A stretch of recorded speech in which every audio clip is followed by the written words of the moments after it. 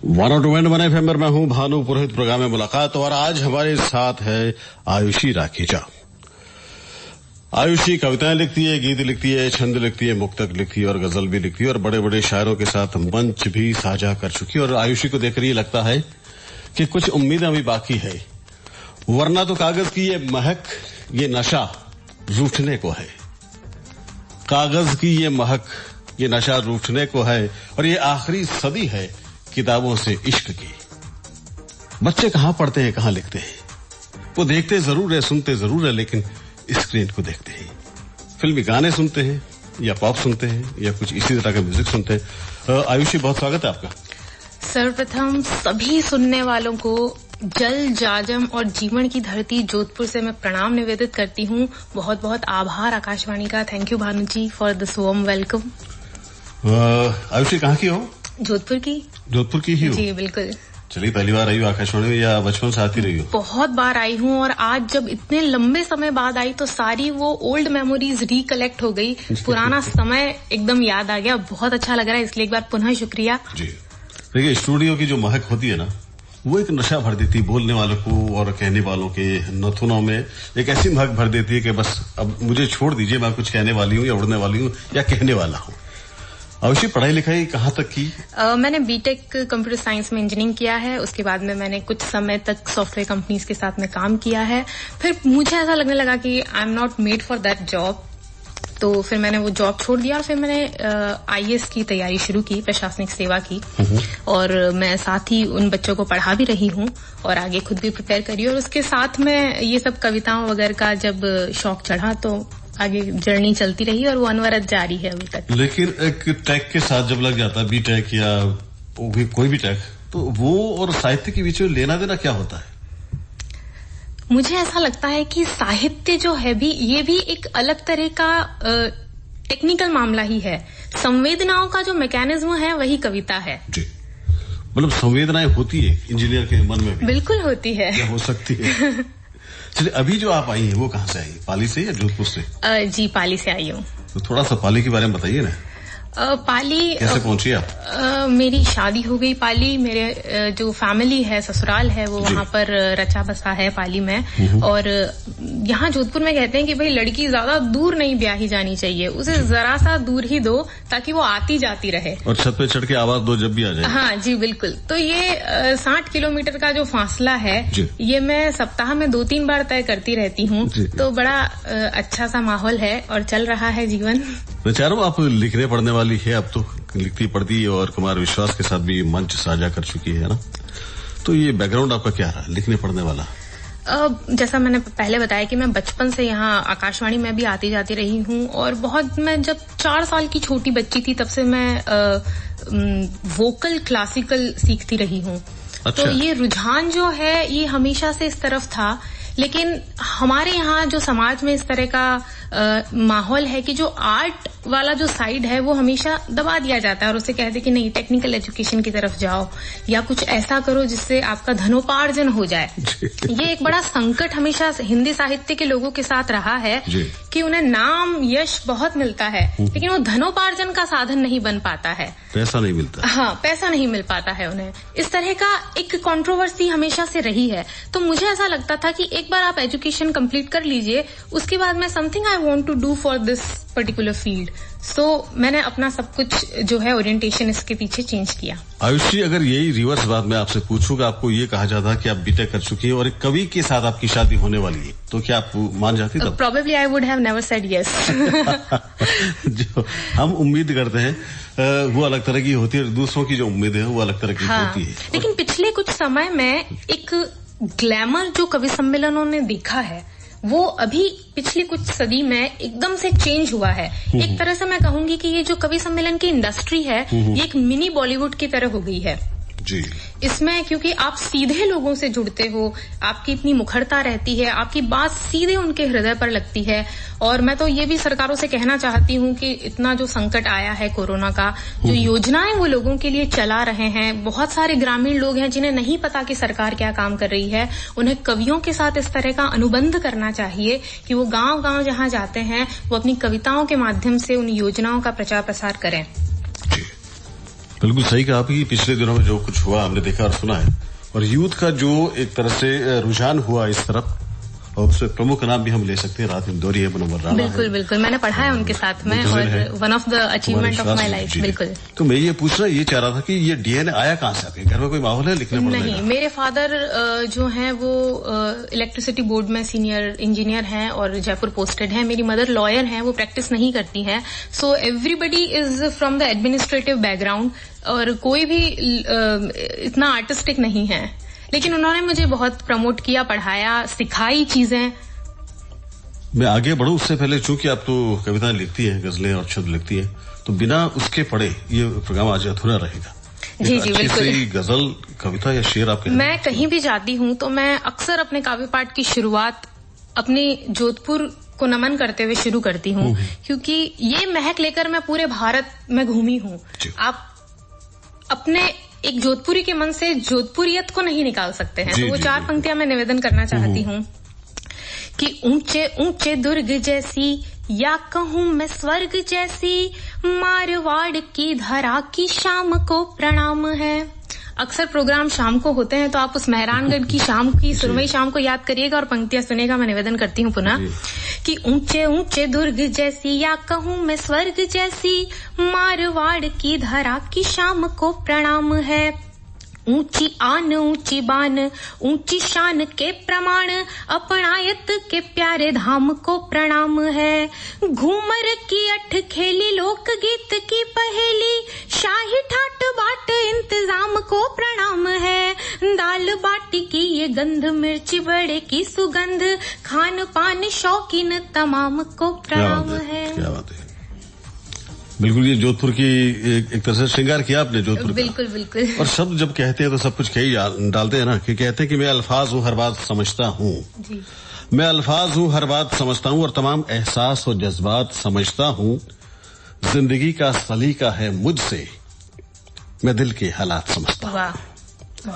दिल के हालात भी समझने वाले लफ्ज होते हैं, अल्फाज ही होते हैं। किसी के चेहरे पर हंसी ला दे, वो ताकत सिर्फ अल्फाज में और शब्दों में ही होती है।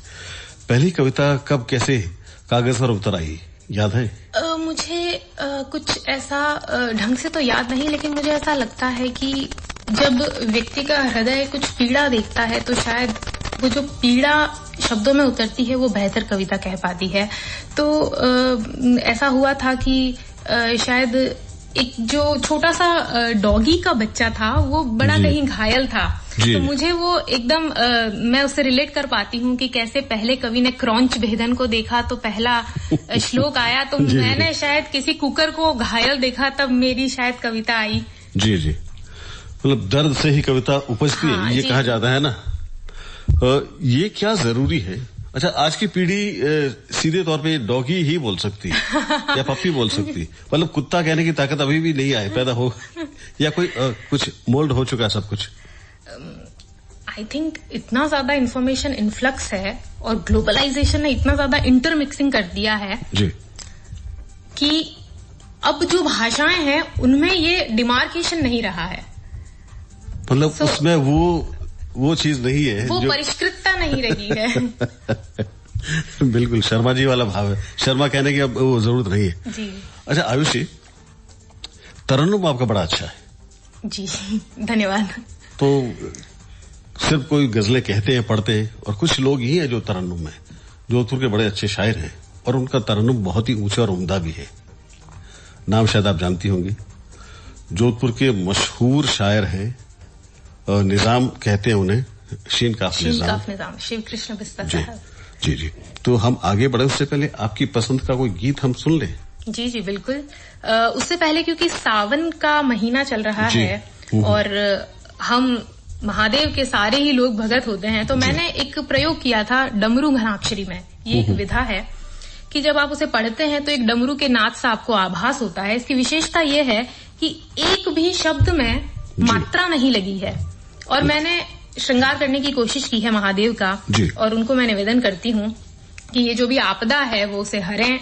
और सुनिए कि धम धम धमक दमक बज डम डम चलत उड़त रज कण नभ पर जब, धम धम धमक दमक बज डम डम चलत उड़त रज कण नभ पर जब मदर मदर बह अनल सघन वन गहन मनन तज कर भव भय अब वसन रजत सम जगत भजन कर तन मन धन सब मगन मगन कब नयन उठत जब भसन मलत तब तम हर बम बम नमन करत सब तम हर बम बम नमन करत सब।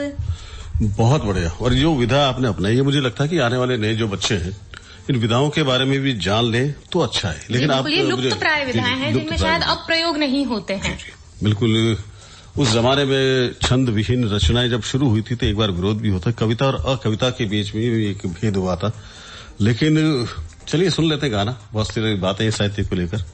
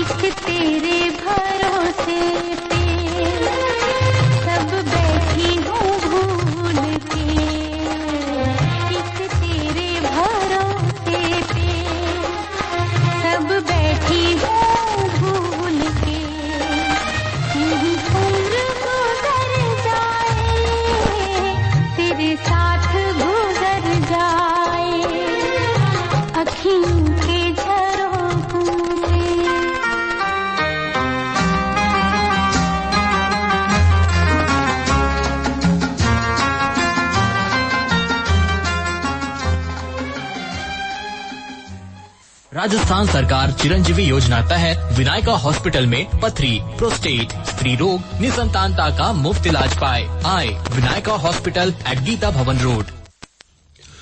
ब्रेक के बाद फिर से आप सभी का स्वागत है। मैं हूं भानु पुरोहित, प्रोग्राम है मुलाकात और आज हमारे साथ है कवित्री आयुषी राखेजा। आयुषी, कुमार विश्वास के साथ भी आपने पढ़ा है। जी जी। मंच साझा किया आपने। कहाँ मुलाकात हुई और कैसे मौका मिला पढ़ने का? जी, जब मैं कवि सम्मेलनों में पढ़ा करती थी तो एक गाना बड़ा चल रहा था, तो लोग बड़ा उसे अप्रिशिएट कर रहे थे। जहां जहां वो पहुंचता तो आगे से आगे इस तरह से बात अब निकली है तो दूर तक जाएगी। यूथ, खासतौर पर यूथ बड़ा पसंद किया करता है। हाँ, और अक्सर जो मैं एक राजस्थानी गीत में आपको सुनाऊंगी जो खाने पीने से जुड़ा है और राजस्थानी संस्कृति में रचा बसा है, तो जब मैं उसे पढ़ती थी तो अक्सर जो लोग हैं बड़े मस्त होकर कवि सम्मेलनों में नाचने गाने लगते थे। तो बात शायद कुमार जी तक पहुंची होगी और उन्होंने मुझे वहां से, उनके स्टूडियो से मुझे फोन आया कि आप आइए और यहाँ हम रिकॉर्डिंग करते हैं। और फिर इस तरह से रिकॉर्डिंग हुई और वो वीडियो बहुत जल्दी बहुत वायरल हुआ और इस तरीके से फिर तो क्यों ना पहले वही सुन लें जो वायरल हुआ। जी जी जी जी बिल्कुल। ये राजस्थानी गाना है?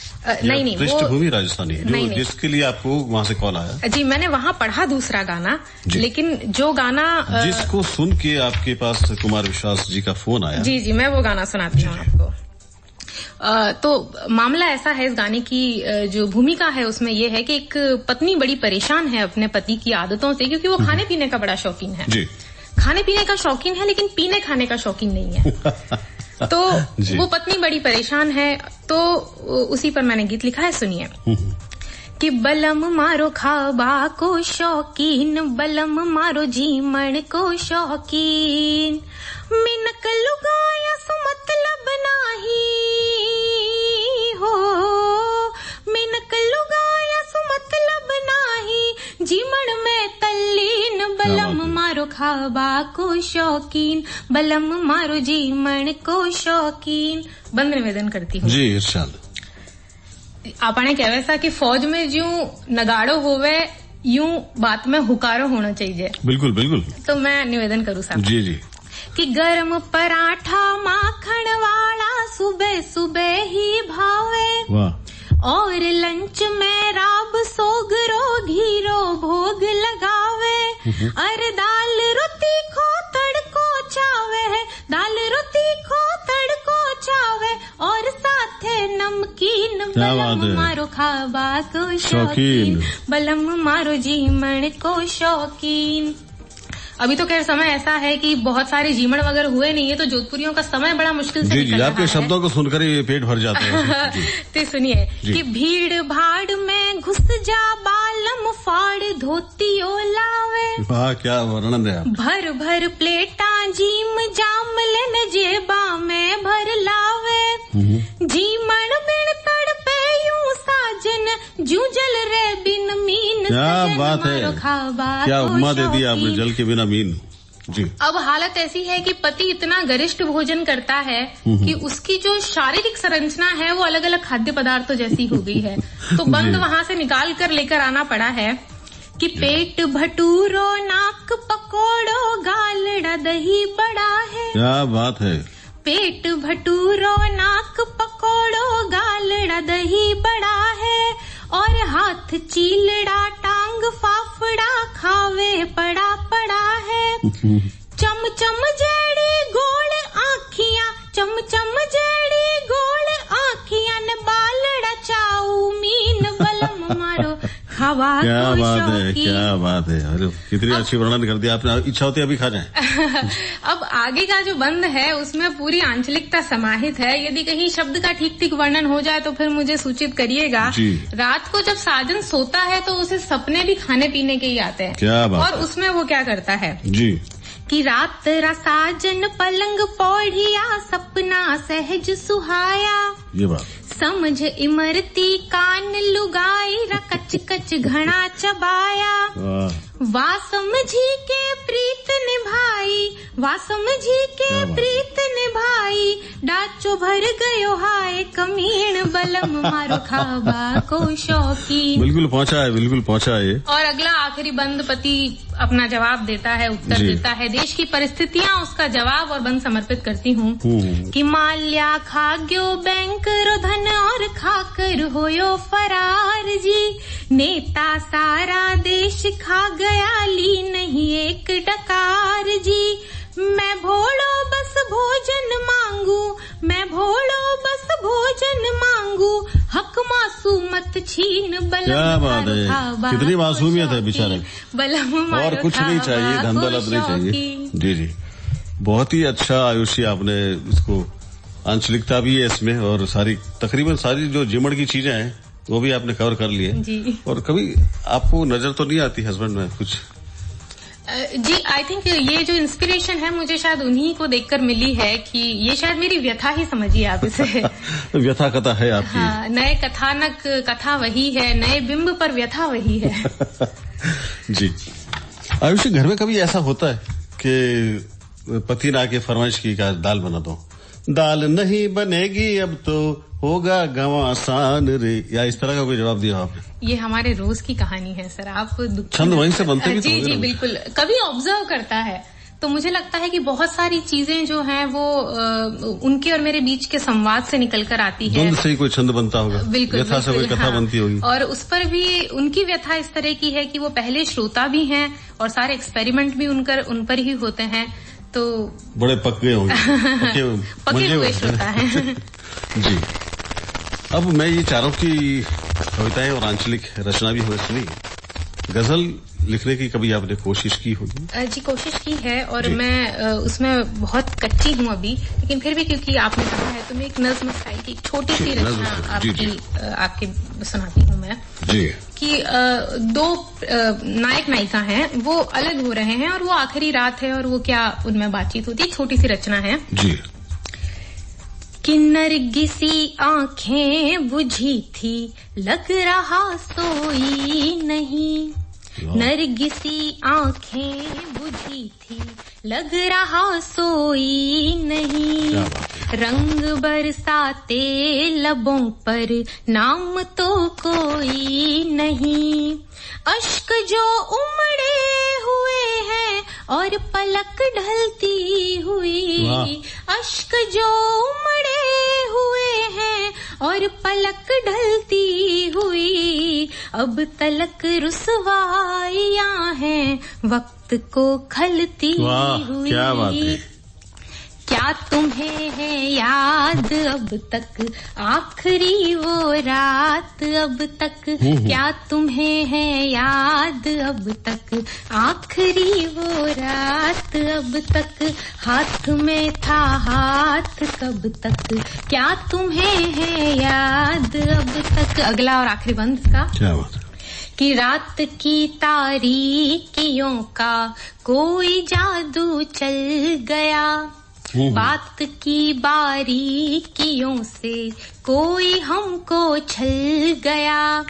रात की तारीकियों का कोई जादू चल गया।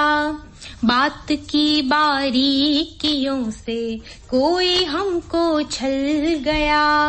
थी उदासी नीम शब की, दिल जवाना रो सके। थी उदासी नीम शब की, दिल जवाना रो सके। दो अधूरे चांद हम तुम कह कशाना हो। क्या बात है, क्या बात, बहुत अच्छा है। दो अधूरे चांद हम तुम कह कशाना हो सके। क्या तुम्हें है याद अब तक आखिरी वो रात अब तक। बात फैली बात सब तक, क्या तुम्हें है याद अब तक। बहुत खूब, बहुत अच्छा है, बहुत ही अच्छा है। और तरन्नुम में आके इसका असर और बढ़ जाता है कि मुफ्त में नहीं सीखा उदासी में मुस्कुराने का हुनर। वाह। मुफ्त में नहीं सीखा उदासी में मुस्कुराने का हुनर, बदले में जिंदगी की हर खुशी तबाह की है। जी, तो देखिए ना कि गजल हमने सुन ली और कविताएं भी सुन। कभी कभी ऐसा होता कि मुक्त छंद भी होते हैं। जी जी, मुक्तक। और खासतौर पे जो एक गीत आपका बड़ा ही पॉपुलर हुआ है जी, खत का गीत। जी जी। तो मैं चाह रहा हूँ कि समय की थोड़ी सी नजाकत भी है, कमी है, तो मुक्तक या छंद आ जाए उससे पहले अगर खत वाला गीत आ जाए। जी जी जी बिल्कुल। तो हम चाहते हैं कि श्रोता भी सुने। जी, उसकी भूमिका सिर्फ इतनी सी है कि साजन ने अपनी सजनी को खत भेजा है। सजनी जो है अपनी सहेली को पढ़कर वो सुना रही है जी। और दूसरे खतों में और प्रेम के खतों में ये डिफरेंस होता है कि दूसरे खत पढ़े जाते हैं, प्रेम के गीत गाए जाते हैं, गुनगुनाए जाते हैं। जी जी जी सुनिए कि साजन ने एक खत भेजा है, अक्षर अक्षर प्यार लिखा। साजन ने एक खत भेजा है, अक्षर अक्षर प्यार लिखा। चंचल चितवन कोमल यौवन, मुझे कली कचनार लिखा। चंचल चितवन कोमल यौवन, मुझे कली कचनार लिखा। और अब खत में क्या क्या लिखा है जी। कि लिखा है मन है कोरा कागज, प्रेम की स्याही मिला रहा। वाह। लिखा है मन है कोरा कागज प्रेम की स्याही मिला रहा, पंक्ति पंक्ति भाव संजो कर मादक मदरा पिला रहा, कि मैं हूँ व्याकुल तुम कैसी हो मुझको अपना हाल लिखो, क्या झुमके ने दिया उलाहना पायल की हड़ताल लिखो, प्रणय हमारा थाल आरती, प्रणय हमारा थाल आरती, मिलन को मंगलाचार लिखा, चंचल चितवन कोमल यौवन मुझे कली कचनार लिखा। और विरह की तपिश क्या होती है, बिना प्रेमी के जीवन कैसा हो जाता है, कि तुम बिन जीवन जेठ दोपहरी अंतस में यह शोर हुआ, रात स्वप्न में जब तुम आई भादों में घन घोर हुआ, लटों को चूमा बाह में झूमा आंख खुली तुम पास नहीं, लटों को चूमा बाह में झूमा आंख खुली तुम पास नहीं, करवट बदल के रात गुजारी क्या तुमको आभास नहीं, कि देख के एक तस्वीर पुरानी, देख के एक तस्वीर पुरानी, मुझको 16 पार लिखा, चंचल चितवन कोमल यौवन। अंतिम बंद रखती हूँ उसका। जी सुनाइए। कि चंदन आस है मध्यम सांस है बहकी प्यास क्या रास प्रिय, अमल तास सी गूंथ के वेणी बांध लिया मधुमास प्रिय। क्या बात है। कि तुम बिन कटती है जो रातें सच कहती हूँ रात नहीं, तुम बिन कटती है जो रातें सच कहती हूँ रात नहीं, क्या लिख डालूं सब कुछ खत में यह भी अच्छी बात नहीं, कि अंजन नैनों के खंजन नैनों के अंजन को, खंजन नैनों के अंजन को उसने प्रेम कटार लिखा, चंचल चितवन कोमल यौवन मुझे कली कचनार लिखा, प्यार लिखा संसार लिखा, हाँ यार लिखा 100 बार लिखा। बहुत बढ़िया। और ये अच्छा लगा कि जो माया आप इस्तेमाल करती है बहुत हद तक कुछ कम से कम 20-30 वर्ष पहले ली जाती है, जहाँ खंजर और अंजन का प्रयोग होता था। तो श्रोता शायद जानते होंगे कि खंजर और अंजन होता क्या है। मैं चाह रहा हूँ कि आयुष आप खुद ही बताएं कि खंजन की उपमा क्यों दी जाती है आंखों को, और अंजन तो सभी जानते हैं। कई बार क्या होता है, मुझे ऐसा लगता है कि ये जो उपमाएं हैं, ये जो कालिदास वगैरह लिख के चले गए हैं, तब से ये सारी उपमाएं चल रही है और उनमें नए प्रयोग नहीं हो रहे हैं। तो अक्सर जब मैं नई पीढ़ी को देखती हूँ तो मुझे ऐसा नहीं लगता कि कुछ नया करने की कोशिश कर रहे हैं। तो कहीं कोई मृग नयनी कहता है, कोई खंजन तीखे नैनों की उपमा देता है, कोई प्रेम कटारी कहता है उन्हें। तो ये तरह तरह की विधाएं और दरअसल खंजन पक्षी होता है, कहते हैं कि उसकी आंखें सबसे खूबसूरत होती है खंजन, और उसी की उपमा को लेकर मृग नयनी भी कहा जाता है।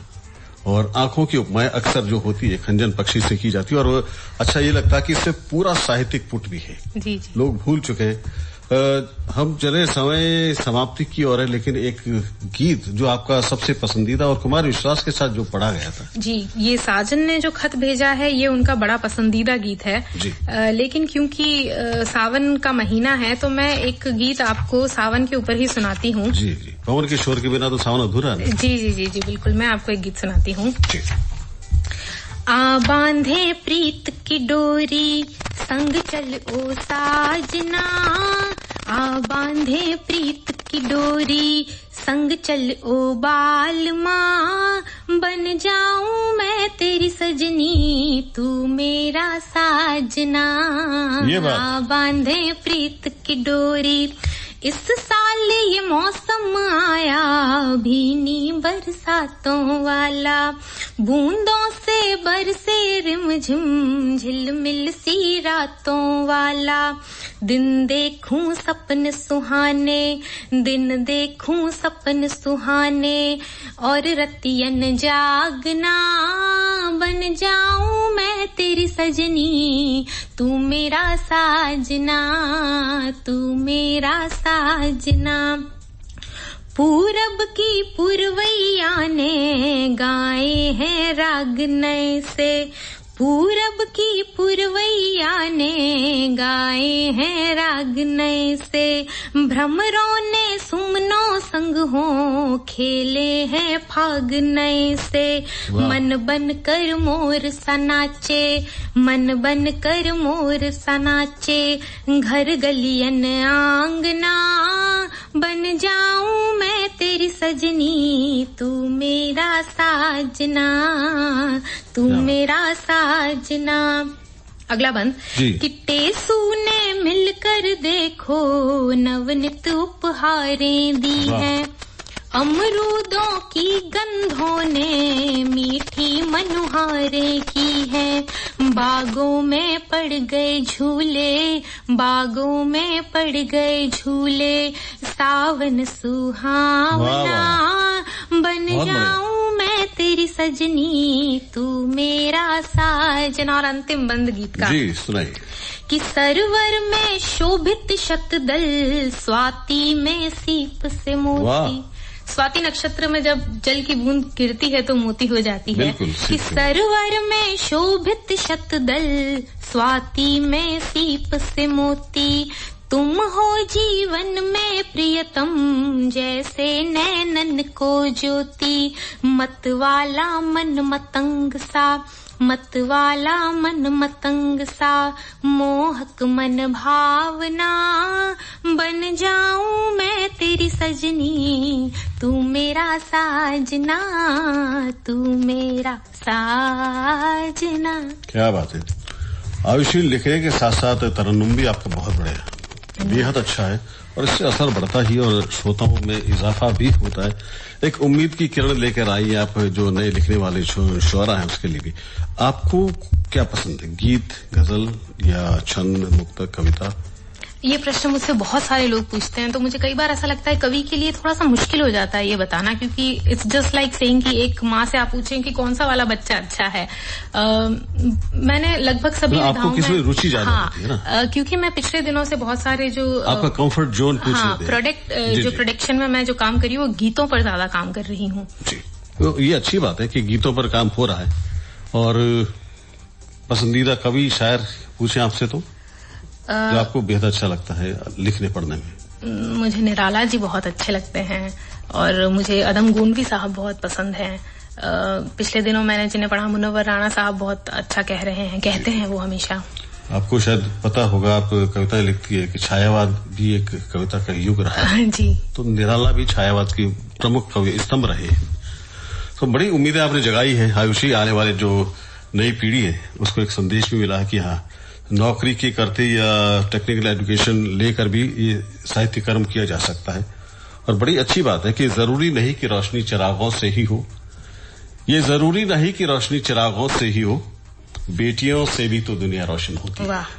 तो आयुषी बहुत बड़ी शुभकामनाएं आपके साथ, और आप इसी तरह सारी महफिलें रोशन करती रहें, पूरा जग आपको सुने और आपकी वाहवाही होती रहे। स्टूडियो में आप आज हमारे साथ आई, आपका बहुत बहुत शुक्रिया। बहुत बहुत आभार।